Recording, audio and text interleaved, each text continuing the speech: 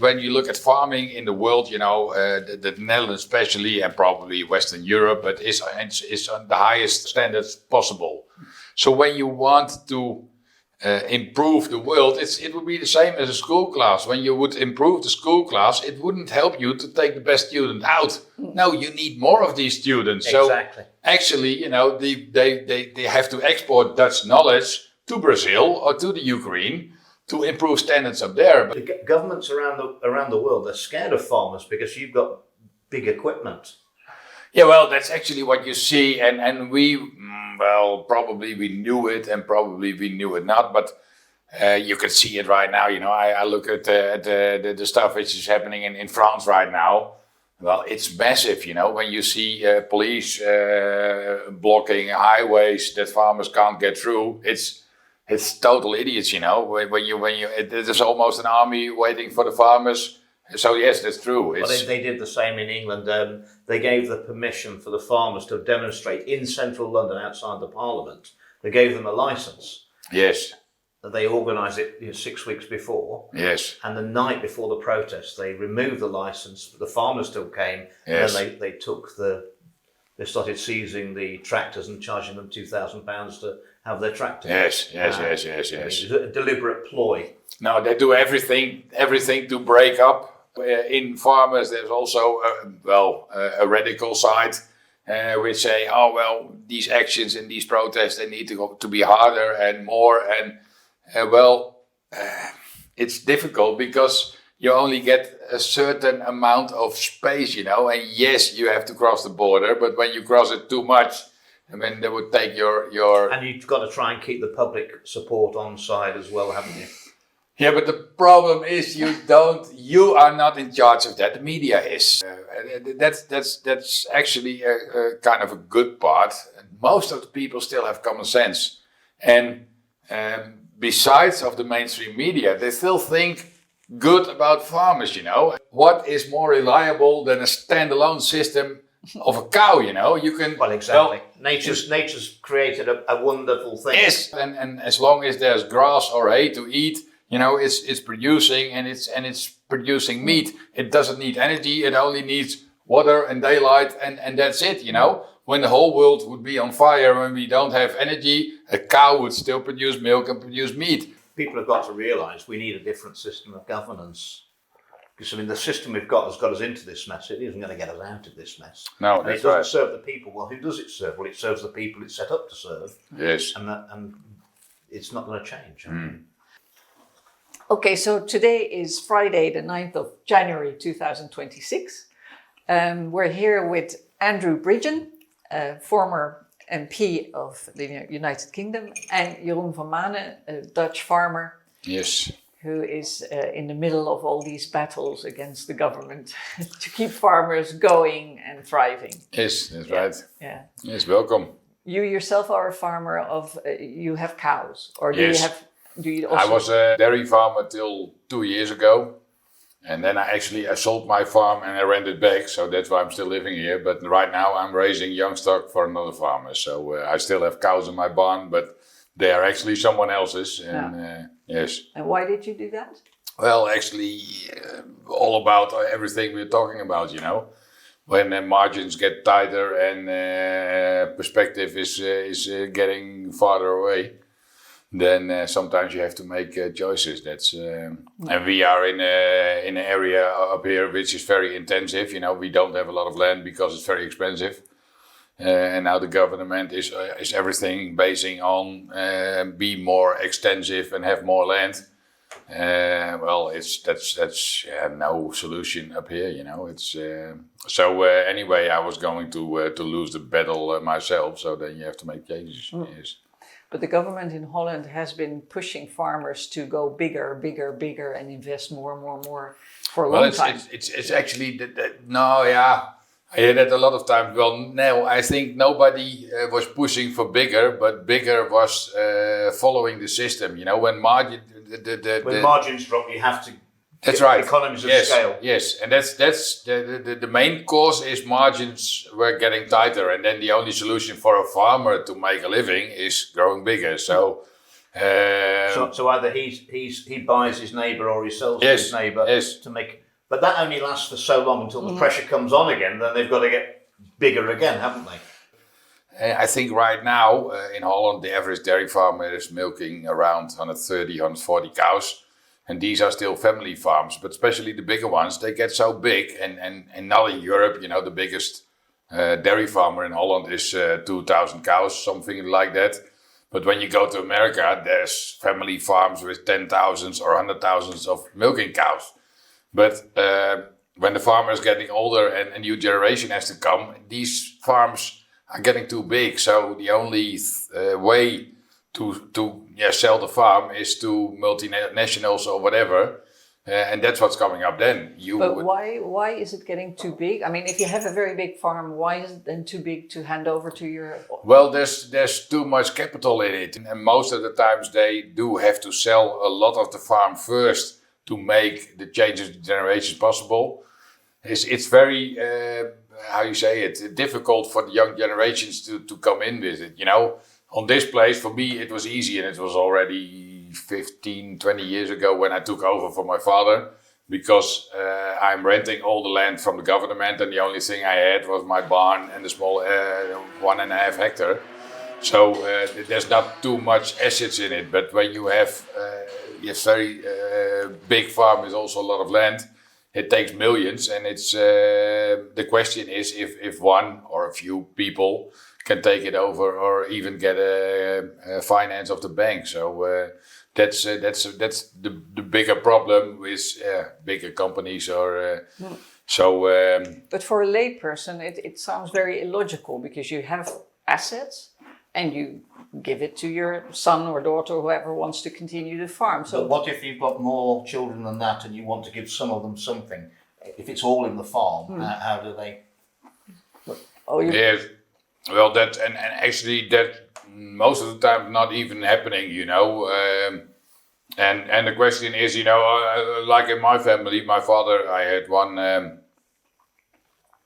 brother and sister. My father always said, every one of the children could have the study they wanted and go in the job they want.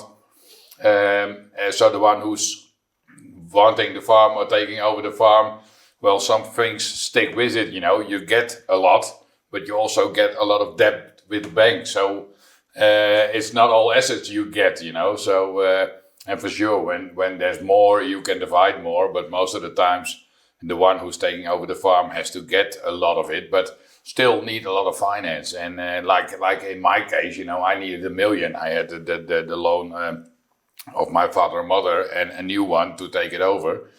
Why do you need a loan to take it over? Well, the older generation most of the times is moving or going to the village, they've got to have somewhere to live. They've got to have an income, haven't they? Yes, need a house and need a way of living. So they get out of it, and most of the times when new farmers take over, you have your plans with the farm, or you need to finance some new things or make some new buildings or whatever, but there's always money needed when one is getting out and the other one's getting in. So how are the government making it difficult for farmers in the Netherlands now? What are they doing? Well, start with the beginning of the protest. We had the 1st of October 2019, the first big protest was in Holland. Nitrogen problems weren't even there yet. But that was a big demonstration because farmers didn't feel valued anymore by the people, especially not the government. Rules and laws are getting higher. So what was the specific issue if it wasn't nitrogen? Well, it was actually the different parts, the higher rules and standards for every day for Dutch farming. And then in the meantime, cheap imports were coming in. No appreciation by the people, by the government, by the media. I think these were the biggest issues. And right after that, I think 4 days later, the first nitrogen letters were coming from the government. So that's a big part. Well, I think when you look over it, it's the pressure on the farmers actually. raise the standards, the laws, the rules for producing milk or potatoes or whatever. Animal welfare, the use of antibiotics, the use of chemicals to spray on the field to treat your crops. Can you give an example of the standards, for example, for milk production, how they changed? Yeah, on everything, I would say, and especially they tighten up everything together. In history, they would also look to animal welfare, to the use of antibiotics, but right now, all the data is coming together and tightened together, and now you need to watch at your CO2 footprint, and that's what actually is making it difficult, because a lot of these things are going against each other. Animal welfare is putting cows outside or in big pens of straw. And that's very good for animal welfare, but not for all environmental issues, because ammonia or nitrate or whatever is all going up, and your margin is going down. So when we always say you can't get a 10 for every chapter. Sometimes you need to aim for a 6 on all the chapters, but right now they're demanding probably an 8 on all chapters, or they prefer a 10, and it's not possible.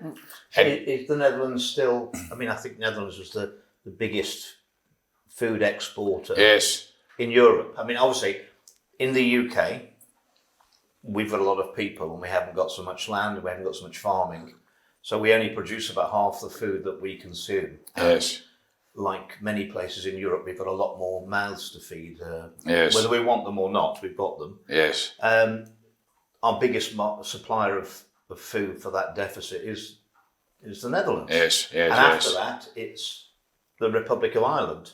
Yes. And both of your countries are under huge pressure to reduce your farming. So it's UK that's going to be short of food. Yes. That's, and now for sure it's going down, but it's very difficult because all kinds of data and numbers, you have to look really good through it. If it's fake data or if it's true data, you have to know who is producing the data to know if they're good or not. But for sure it's going down. Yesterday I saw, and that's what the Rabobank said, a big bank in Holland who also is financing a lot of agriculture. Well, they say for the dairy industry, they expect to go down 20% in volume of milk and then dairy products, but it's all over. It's potatoes, it's all kinds of farming. So for sure it's going down, but how much, it's difficult to say because it's happening every day again. And like in dairy, there's a lot of dairy farms who stop then the fields first when they don't go to nature, but they turn them into, if it's possible, to arable crops like potatoes. So that's one of the reasons potatoes in Holland this year were worth nothing, because there's way too much, So, but for sure production is going down. That's one thing which is for sure. But how much? That's a question. But I remember, like 1 or 2 years ago, the government then also suddenly started interfering with when you had to harvest what. Yes, well, that's also a good example of rules or laws. Yes, you had to put your potatoes in before the 1st of June and harvest them before the 1st of October. And yes, actually, as farmers, you laugh about it because, yes, in the beginning of the year, we also have a calendar in our mind. But one thing is for sure, it never works out, because sometimes you're harvesting potatoes in September and sometimes it's November. It's nature, and you have to deal with it. So it would be pretty easy when you could take the calendar on the 1st of January and plan the whole year and also your harvest, but it's not going to work out. So no, and it's still there, I think, and I hope these laws are getting a little easier. I hope, but it's not for sure. I think there's been a definite shift in that people in the UK do not know where their food comes from, and I don't think it's deliberately not being reported in the mainstream media to educate the future generations. Yes. I mean, I think people in England, a lot of them think that the milk comes from the co-op. But that's. I always take the example, in Holland also, and it's not even that far away, like 20, 30, 40 years ago. Before that, there's also a lot of farms right in the village.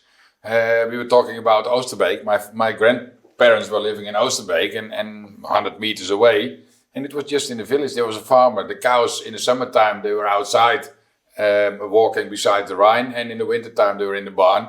A lot of people came 5 o'clock in the afternoon with a bucket to get milk from the farmer, and he didn't have a system and have a lot of controls by government if his product or if his milk or if his animal welfare was good. It was just people watching him, making a jet. They looked at the farmer, they looked at the cows, and they trusted the milk was good, and it was good. There's a lot of things growing, coming together. It's also the skill of farms, but the distance between customers and producers is way too big, and I don't think it is meant to be on purpose. But right now, there's a lot of people,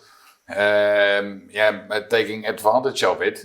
And the media is not doing what it should do, informing people how it is, and everything is working in frames.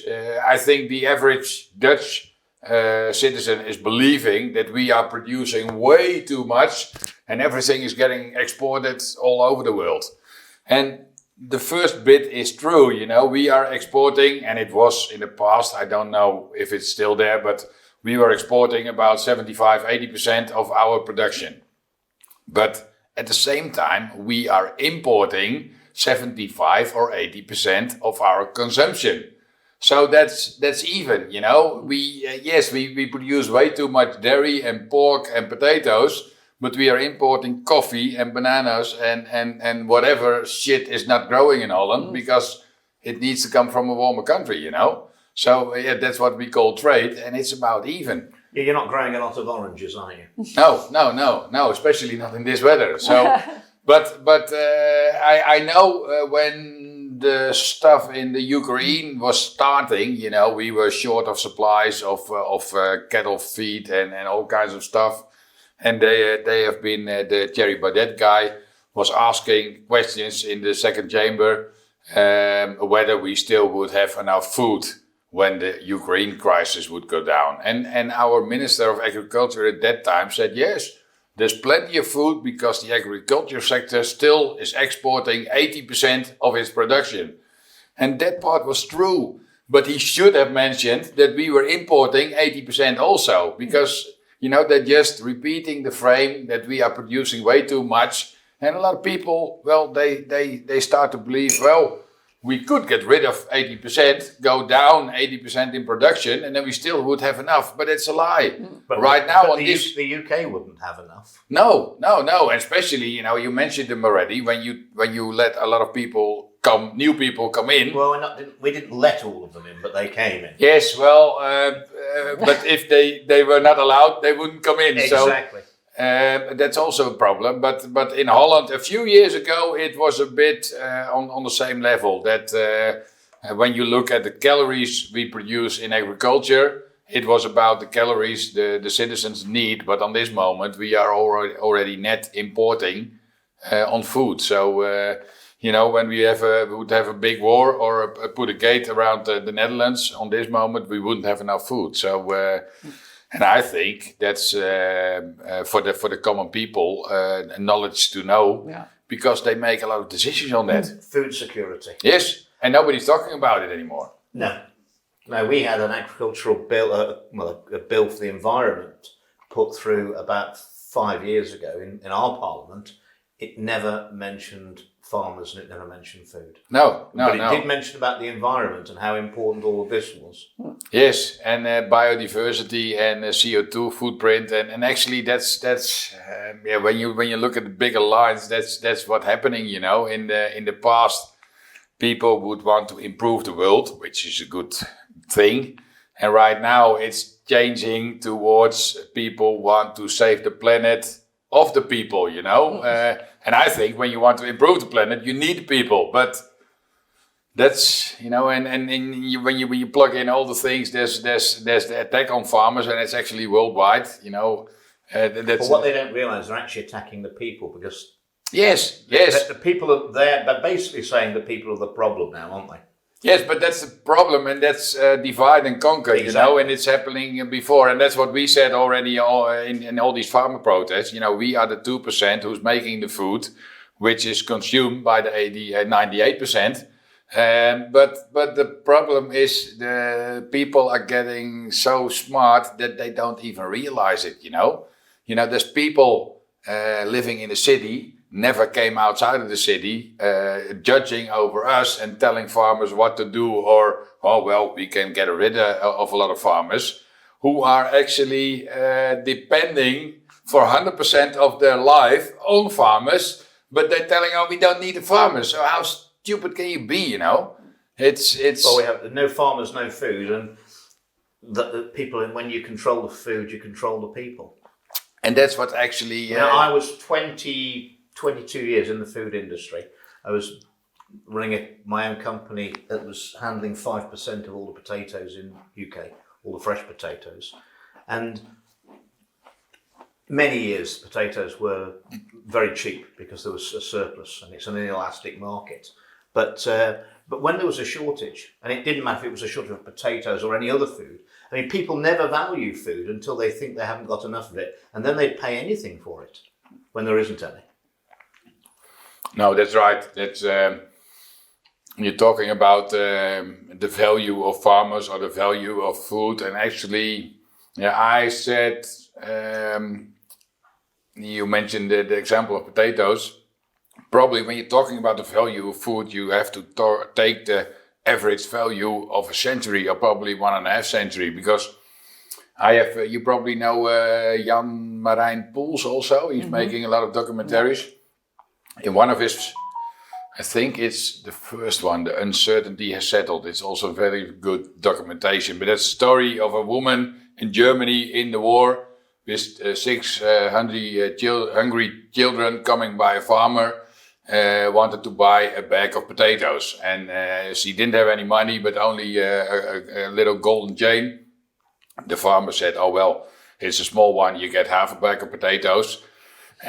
After the war, the farmer went to the jewelry to sell the golden necklace, and it was worth 600,000 Denmark. So then you have, and it's probably one day in a century, but you would have 600,000 Denmarks for half a bag of potatoes. When you put that in the average value of a century, well, if you're starving, you can't eat the gold chain, can you? That's right. That's right. That's and there was in Holland there was actually right now, because of the fear of the Russians, you know, the people are getting asked for making their own, how do you call it, safety package, yes. Emergency package. Well, you have to have a radio on batteries and a zaklamp, how do you call it? Torch. Yes, and all kinds of that things. But there was one bottles of water. Yes, there was one lady in the media which is actually doing a good job. She said, well, your security package is the farmer close by, you know. And that's what we always... the security package, we don't have a war with Russia. That's a good security package. Yes, that's right. That's the first thing at all. But it's true, you know. And that's what we said. In the last war, you know, we had a hunger winter, but people were able, most of them, to walk at the closest farm and buy potatoes or milk or whatever. But when the distance is getting bigger, and actually distance is getting bigger, it's gonna be a problem then, you know. That's so. But to sum it up for foreign viewers abroad, because in England the inheritance tax is a big thing. Is Yes. that an issue here? Because we have CO2, we have nitrogen that are norms that you have to. The nitrogen problem is the biggest, well, it's actually a made-up problem, but it's the biggest... Well, you can't sort out a made-up problem, can you? How do you mean it? If it's not a real problem, you can never solve it, can you? No, but that's the biggest question of all the problems right now. But there's, first of all, there's too many people living off problems, you know. Nobody's living off a solution. Yeah. When we would change that, you know, when then you're talking about a system, but then you have a lot of workless people for the government. What are you going to do with them, you know? So there's a lot of people that's like the old saying, you know, how many people work for the government? And the answer is probably about half of them, really. If we could only find out which half are actually working. And actually, the ones who are not working are probably cheaper than the ones who are working. Probably costing us less. You're right. So, but there's people actually working to keep the problems, you know. So there's no a prickle. How do you say it? On making Incentive. a solution. Yeah. So. But right now the nitrogen thing is holding everything tight, and you know the farmers don't have a permit. But the limit for nitrogen here is much more difficult for farmers than it is in Germany, right? If you can... Yes, that's right. It's when Germany would say 21 mole. And it's 1 mole is 14 grams, so it would be 280 grams of nitrogen is allowed in Germany on 1 hectare a year. And in Holland we say 0.005 mole is allowed. So, but it's actually, you know, first of all, nitrogen should be a nature problem, and that's what. And I always say, you know, it's a big Christmas tree and there's all branches on it. But in every branch, in every chapter, there's something wrong. There isn't a nature problem. Probably in about 10 or 20% of the nature, there is something wrong or should something to be improved. But most of the times it's not even happening right now, because these nature companies, you know, also they get a lot of money to improve nature, but they're getting money when the nature is not good on paper. So money is still coming in when nature is not good, and when nature is good, they don't get any money. So what's happening? Nature will never improve on paper. But right now, when you look at the true numbers, 80% of the nature is fine. And also when we would look at it with common sense, well, 100% of nature would be good, because nature is always changing. The world around us is always changing. We're living with 20 million people in Holland. That's a lot different with 100 years ago, when we would live with 4 million people here. So you can't expect nature to be the same as 100 years ago, you know, even with the wolves and all that kind of crap. It's not gonna work. So what do you expect? But some things, they are tied together, you know, in a very intensive country like Holland. Well, you can expect to have nature besides that. And when you want jungle, you need to go to Brazil. And when you want to have real old-fashioned nature, you should probably go to the eastern part of Europe, you know.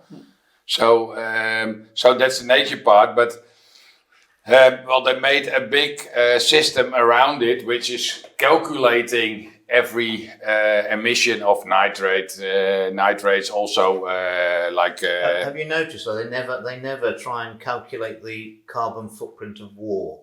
No, that's right. No one ever talks about the carbon footprint of war. But the problem is they talk in that chapter, they don't talk about anything else, you know. No, it trumps everything, doesn't it? We talk about transport or the airplanes or whatever. Everything has to be done to take these other sectors down on the chart, and farmers are pushed up, you know. And when you look at the last 30 years or something on about all the emissions, farming is the only sector which gone down, whether it's on nitrogen, whether it's on methane, or whether it's on everything you say. And when you look at all the other sectors, everything has gone up, you know. Have the Dutch farmers been forced to, dairy farmers been forced to supplement the feed with Bovaer, and what's the public response to this? Because it's not selling in the UK. It's gone down a lot. People want to have organic now and get away from having additives in there. No, it's not forced in Holland. There are some dairy plants who do have a stream when you where you have to feed it, but it's not a real big thing. So yes, there are farmers feeding it, I don't know how much. Well, why do they have to feed it? Well, actually, when you are take the methane, reduce the methane. Yes, when you are producing under a CO2 label that your milk is having a lower CO2 footprint, well, you have to do some things, that don't feed soybeans from Brazil, or and one of the things is also feeding that stuff, which should get the methane emissions out of a cow down, whether it's working or not. But it's a choice of the farmer to choose that particular thing. Yes, okay. you get and it's a whole package with things you have to do, and then at the end you get 5 cents a liter more for your milk or something. And then feeding bovar is one of the things, but it's not a big issue on this moment. We saw when problems in Denmark came. Yes, a little bit of attention came, but I don't know. I think that the average Dutch citizen has no clue about it. No. So, but that's the problem with almost. But there was an experiment as well with Campina, right? There was a. Yes, they did some proofs with it, whether it's working or not. But that's also a thing. You can feed the stuff, and for me, these are natural processes, and feeding a cow stuff which is lowering the gases he's putting out, it sounds to me like a little crazy already. But let it work, let it be. But no one ever measured, when I would, I'm not producing milk anymore, but when I would start feeding bovar, no one ever measured the emissions of methane out of it. So we are doing something to get a green wink on a screen of a computer. But I mean, this thing about methane, yes, it is a greenhouse gas, and it's 8 times worse than carbon dioxide. But I mean, carbon dioxide isn't what people think it is. But there's a methane cycle in the world. So 10 to 12 years after the methane's produced, it breaks down to carbon dioxide and water. Yes. And if you haven't got any more cattle than you had 12 years ago, there won't be any more methane in the cycle, because the methane being produced today by the cows is breaking down from 12 years ago, and it's gone. And that's right. And when you it's look a cycle. And when you look at that worldwide, there is way less cattle on the planet than there was 50 or 100 years ago. Absolutely. And well, what do you want to save? When we would want to save the planet, well, how do you measure it? What is needed to improve? It would be nature, I guess. But actually, CO2 is needed for nature. Take a tree; it needs CO2 like we need oxygen. It's the gas of life. Yes. But are farmers aware of the health risks of them handling bovar or not?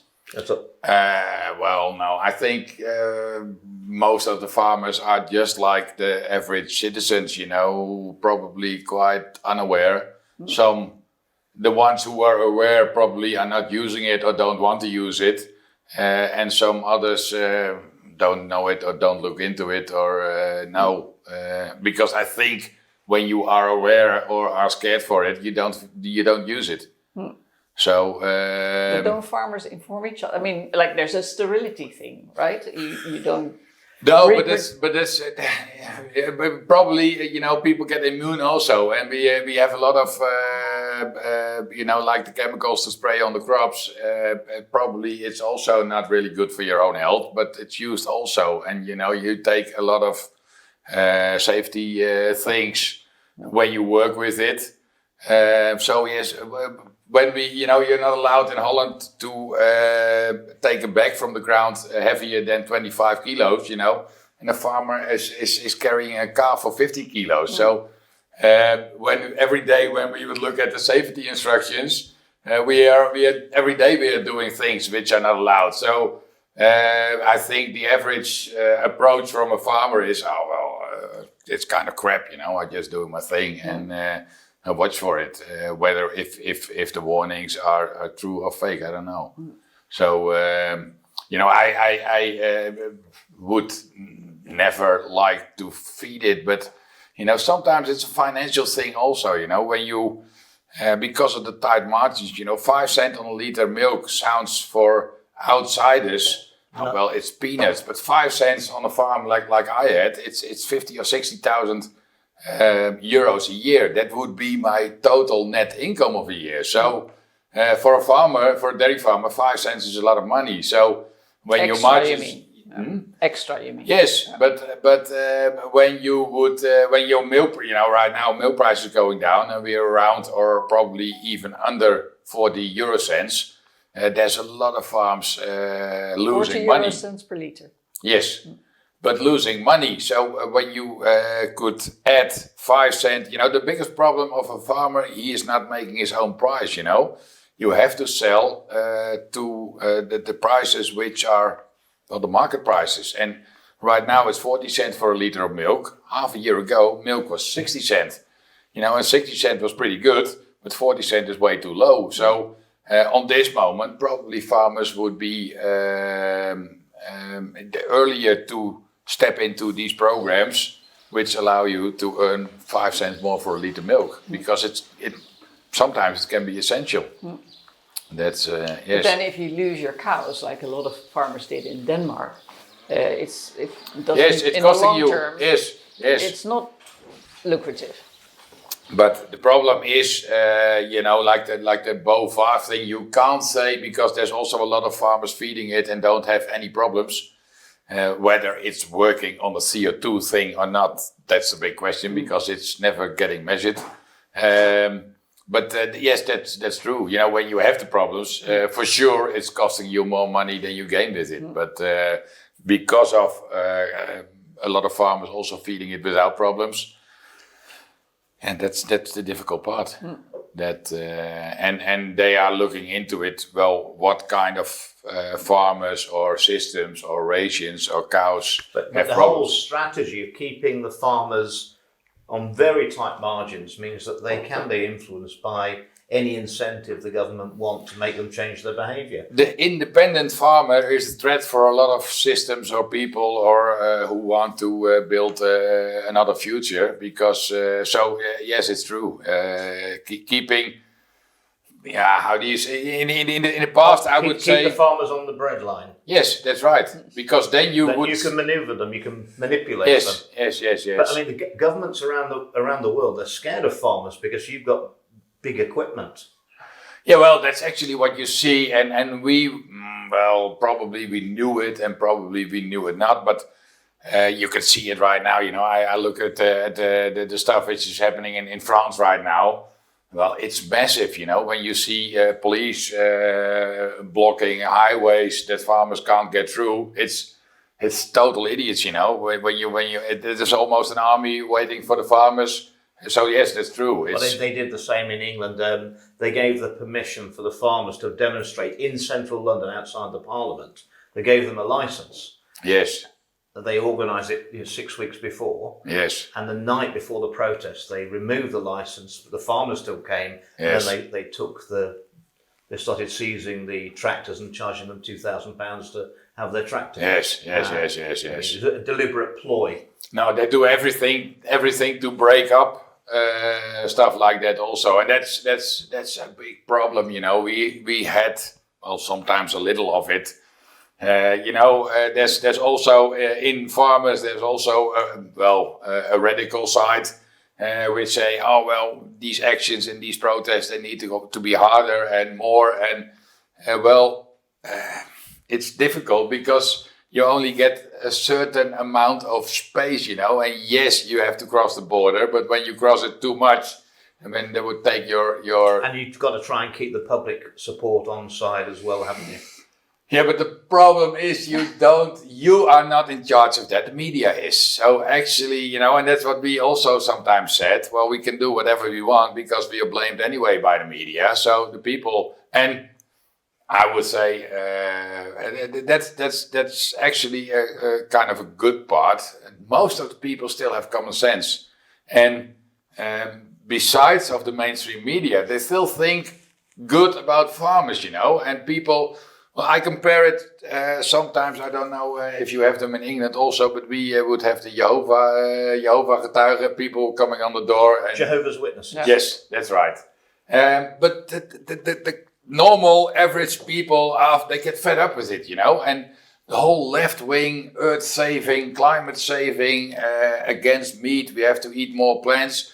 People are getting fed up with it, and that's what they're happening. telling us we're going to have to eat bugs and insects. Yes, well, they're not very keen on that where I live, really. No, and I don't think, and actually I think people are eating bugs way earlier than they know themselves, but that's a different thing.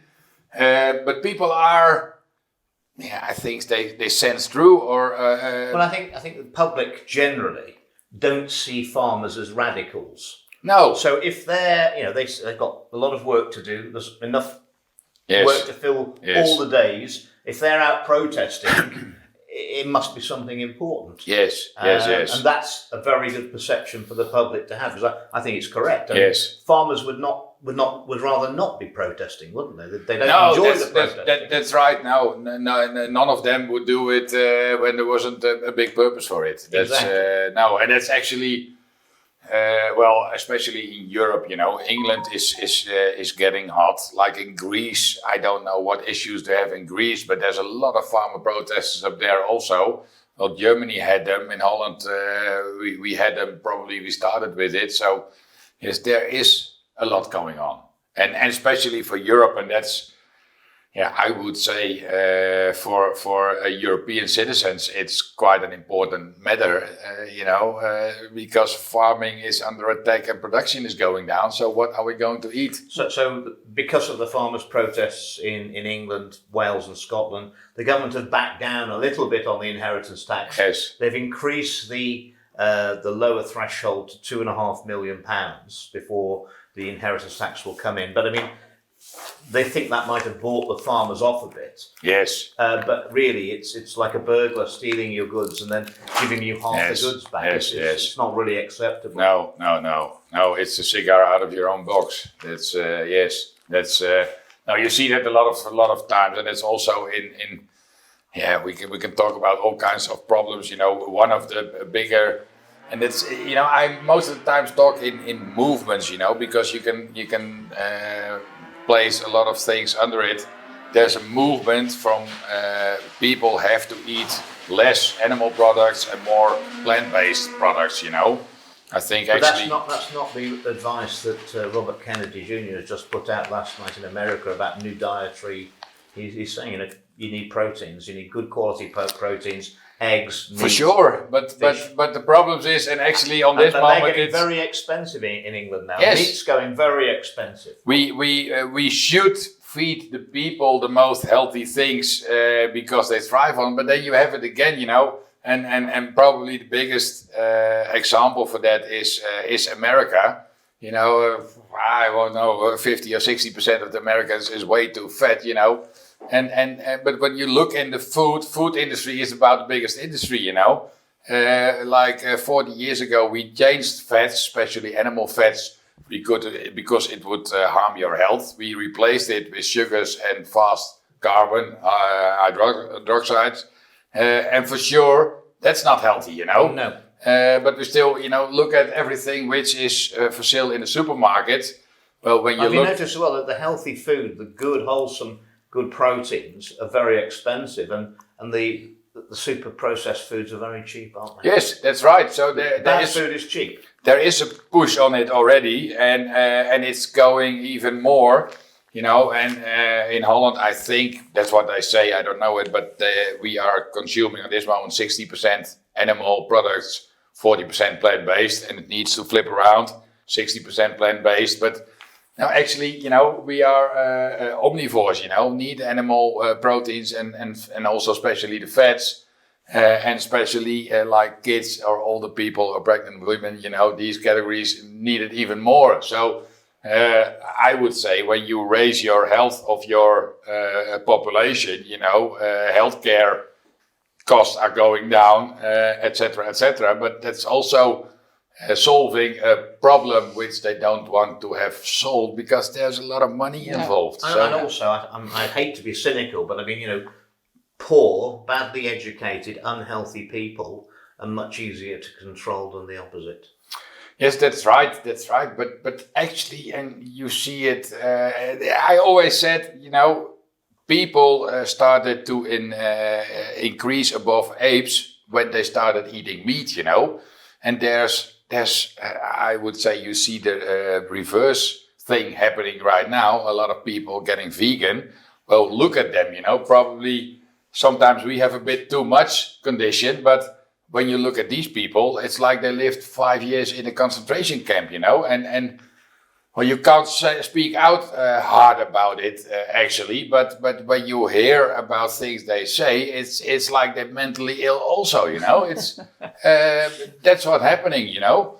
So yes, for sure I am convinced. And look at a child, or and most people also. When I come home and when I'm hungry, you know, I look into the fridge and I always take a piece of cheese or meat. You know, you never take. When you're hungry, you never take a bit of lettuce to solve your hunger, because it's not going to help, you know. You always take the concentrated, highly animal feed products. So, I'm convinced that we need it. So the push on it to eat less and then eat... Well, and actually that's one of the biggest problems in all these discussions. Lots of people are saying that what we have to change, but they don't say, or they don't calculate, what do we eat then? Mm-hmm. You know, and then you can make very nice calculations, you know. We start to eat less meat, so then we need 100,000 less cows in Holland. We have a lot less methane or nitrogen. So they're talking about creating. Bill Gates wants to creating lab-generated artificial meat. Yes, that's idiot. It's. I think anyone who goes and eats that, I mean, you're taking your life in your hands, because we know that Bill Gates wouldn't promote anything that was bad for us, would he, Uncle Bill? Well, no, he's got to look after us. We can rely on him. Yes, actually, when he says something is good, he means that some 100,000 people are getting less. So no, that's also already one thing, but. And there was the biggest insect farm in Europe that despite having 600 million euros of support, they went bankrupt the other week, didn't it? So well, that's actually one good part, and it's you know, you have a few different branches. You have the lab grown meat, and you have the fake meat, and you also have the vegetarian options. But all the meatless products. All these different brands are not making any money, you know. You have the Beyond Burger and well, that's why they're having to try and force people to have. I mean, it's a bit like, you know, all the environmental things. If it was really good for you, you wouldn't have to make people. Well, they always told me that whatever problem you have, when you would make a solution, it should be simple, it should be cheap, and it should be with nature. And when it's not simple or not cheap or it's against nature, it's not going to work, you know.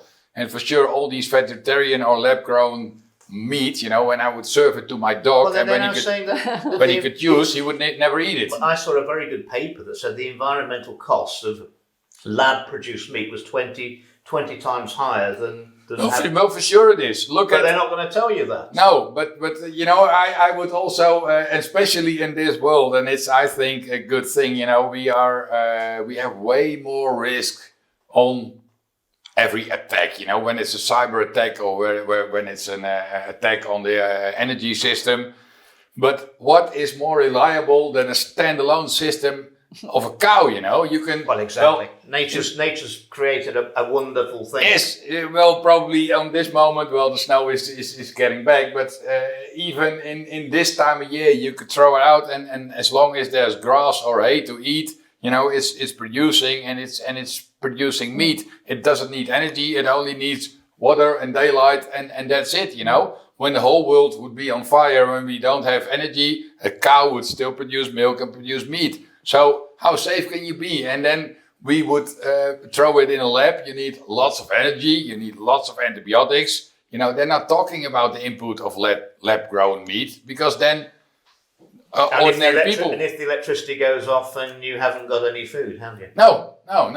So you are depending on a lot of things. And it, you know, it can't be good when you think about it. You know, what... I say with technology, you know, it's very smart to come up with these solutions, but not everything which is smart is good. And the human body can't adapt that quickly. We're very slow to adapt. We've developed to where we are over millions of years, and you know what we should eat is what we should eat. Yes, that's right, and also, and you see that, and it's probably a different chapter, but you know, when with the vaccinations, but it's kind of the same as the lab-grown meat. You know, yes, they are. They can take a few stem cells of an animal and then let it grow as meat in a lab. But yes, self-growing things, you know, it's a kind of scary, you know, and that's what you see with the vaccinations also, you know. When there's people dying and they take their blood, you know, there's stuff in their blood which is still growing when these people are dead, you know. It's dangerous. So, but I think a lot of people don't. You asked, are they not concerned? I think they don't know or they don't want to know. Because when they would know it, you know, it's kind of scary, isn't it? You know, it's easier to trust the science. Yes. But the science is bought, you know. Yes. There hardly is no independent science. And it's logical that it isn't, but there's always one who gave the money for... researching something, and that's, you know, I read, and it's there for ages already. Look at what happened with eating fats. You know, there was an American professor.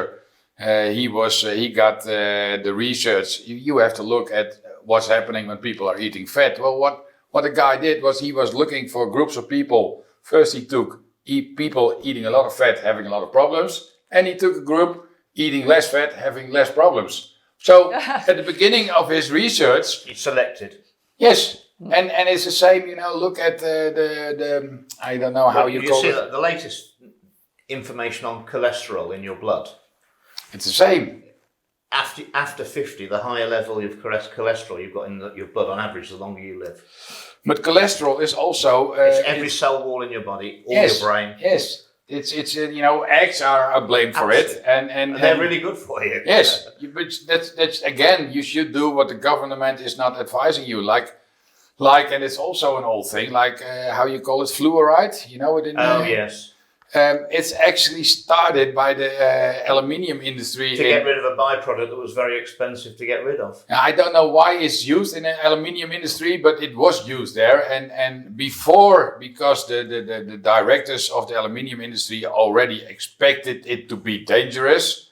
So before they had claims from their workers, they hired a bunch of science people. You know, you have to research fluoride and come with the advantages of it. And it's gone that far because that science machine went on very successfully. You know, we added it to our drinking water for a long time when we were small. You know, when you they're still increasing the areas in England that are using it. Yes. Even now. Yes. I mean, Germany stopped the drinking water. Yes, Germany stopped it all 14 years ago.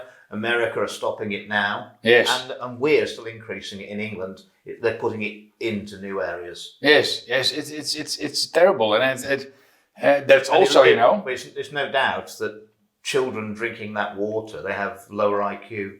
Yes, and lower own will or own thought, or you know, it's easier to making people follow the system. You know, they don't think too much, or they're not able to think again. But no, it's also a thing, and there's a lot of things, you know, which are researched and science looked over it, and they make big reports, you know, and the usage of science is all selective, you know, all the reports which support the narrative are being used.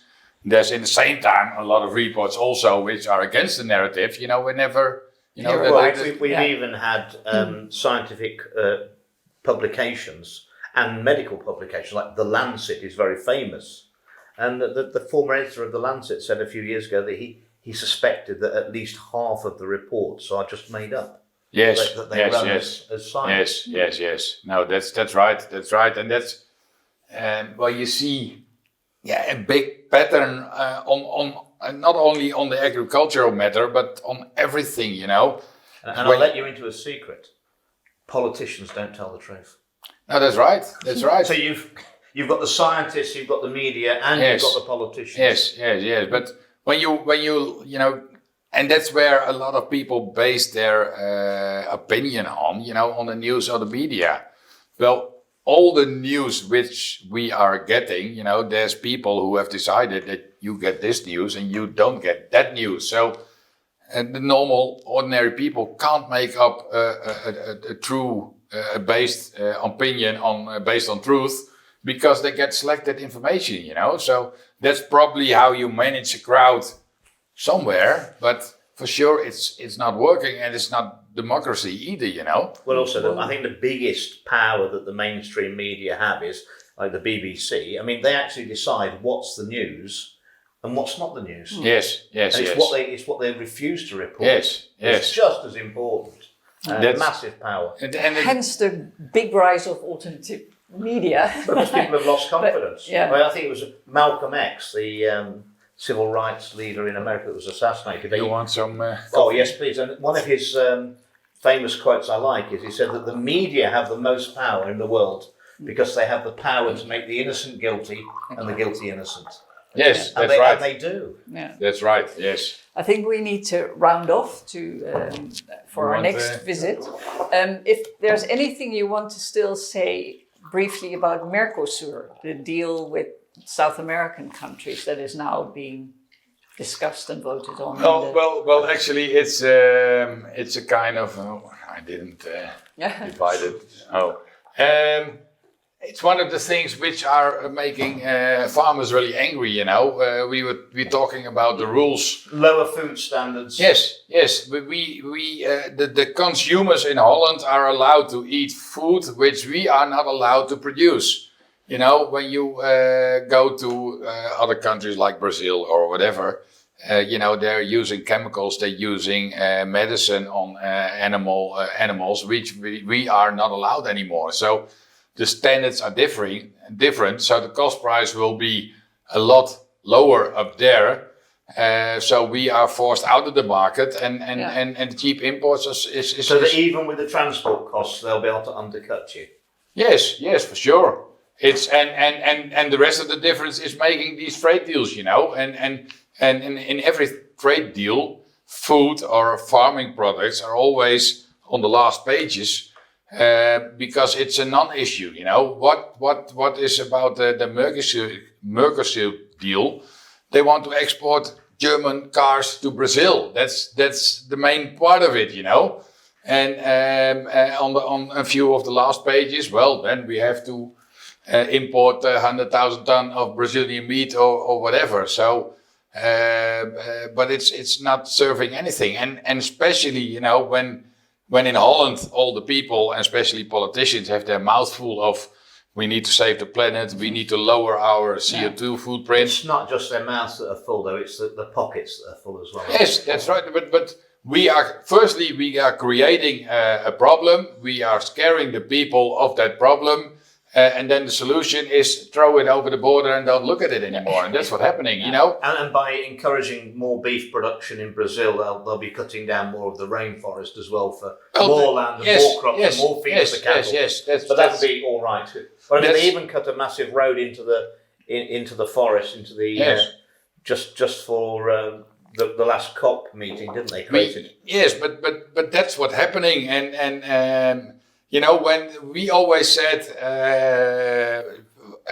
when you look at farming in the world, the Netherlands especially, and probably Western Europe, but is on the highest scale standards possible. So when you want to improve the world, it would be the same as a school class. When you would improve the school class, it wouldn't help you to take the best student out. No, you need more of these students. Exactly. So actually, they have to export Dutch knowledge to Brazil or to the Ukraine to improve standards up there. But what are we doing now? It's the same in Holland. We have these chicken in the small cages long time ago, and people were arguing about it. Is that animal welfare? And it's probably a good question. The cage wasn't too big.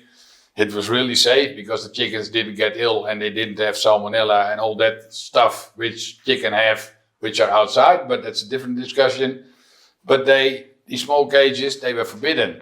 But what happened is they don't get thrown away. No, they put on lorries, drove to the Ukraine. These farms were financed actually by the Rabobank, which was our national bank. Especially for farmers. Well, and now, on this moment, 80% of the eggs which is used in baking products is coming from the Ukraine. Yeah. So there's probably even more chicken in small cages, but they're not in Holland. So in Holland, the people are doing... No. We're exactly the same in the UK. I spoke to engineers that dismantled our coal-fired power stations. Yes, yes. And they were not scrapped. The inside of the power stations were dismantled, put onto trucks, sent to the ports. They were sent to China. Yes, and they were reassembled within months. Yes. That power station would have been producing the same emissions in China, and we were paying more for our electricity in England, and they're making our goods cheaply. That's right. No, that's what's happening. So you're making yourself dependent on everything, especially on countries where you don't want to be dependent on, and it's not solving any problems. Now it's making, well, the first question is there a problem? But it's for sure making the problems bigger. So you know how Bill Gates always seems to know what's going to happen next. What is it concerning that Bill Gates is now the biggest agricultural landowner in America?